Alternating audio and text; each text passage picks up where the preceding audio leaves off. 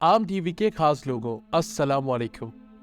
जैसा कि आप जानते हैं, जहाँ माह रमज़ान अपने साथ साथ रहमतों की बरसात लाता है, वहीं हमें अल्लाह से अपने गुनाहों की माफ़ी और आखिरत को सुधारने की रातें भी लाता है।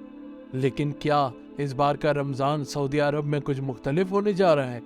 और क्या यहाँ तक भी कहा जा रहा है कि अब से सऊदी अरब में रमज़ान नहीं होगा? तो आए जानते हैं। तो हाँ, इस बार सऊदी निज़ाम ने रमज़ान को लेकर कुछ अजीब और गरीब शराइत लागू किए हैं। कुछ ऐसे रूल रमज़ान के मुताबिक इंट्रोड्यूस कराए हैं जिस पर सऊदी अरब में रहने वाला हर मुसलमान हैरत और गुस्से से बिलबिला उठा है। आइए कुछ नज़र डालते हैं, क्या ये वाकई सच है? इस वीडियो को पूरा देखने के लिए हमारे चैनल को सब्सक्राइब करें। जैसा कि आपको मालूम है, जब से सऊदी अरब की कमान शेखों के हाथों में गई है, सऊदी अरब तरक्कियों की मंजिलों पे गामजन है।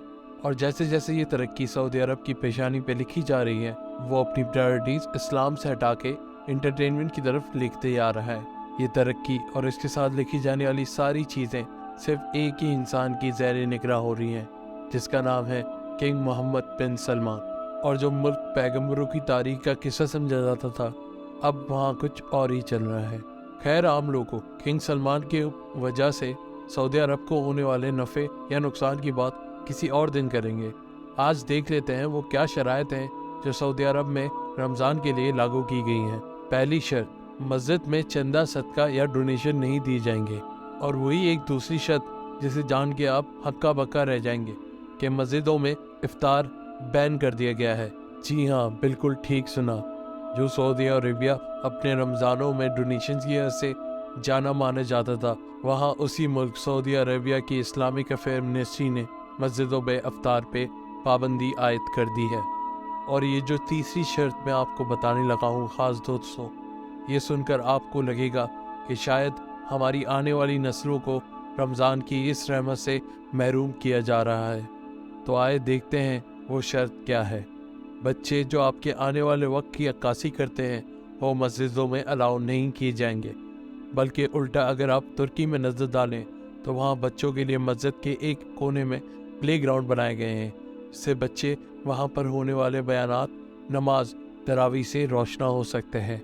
इसके साथ साथ आपको ये शनाख्ती अलामत, जैसे कि इंग्लिश में आइडेंटिटी डॉक्यूमेंट भी कहा जाता है, उसको अपने साथ रखना होगा। साथ ही साथ में एक शराइत ऐसी है जिसे मुसलमान एक मसले के तौर पर देख रहे हैं कि मक्का और मदीना को छोड़कर लाउड स्पीकर पे अजान और नमाज नहीं करवाई जाएगी और ना ही वो लाइव ब्रॉडकास्ट होगी। इन शराइत को देखकर हमारे पड़ोसी मुल्क भारत में मीडिया इसका भरपूर फ़ायदा उठा रहा है और दूसरी तरफ हर मुसलमान गम और गुस्से का इज़हार कर रहा है। इंडियन मीडिया अपने नाजरीन को इस तरीके से वलगरा रहा है कि जब सऊदी अरेबिया में हो सकता है तो इंडिया में क्यों नहीं।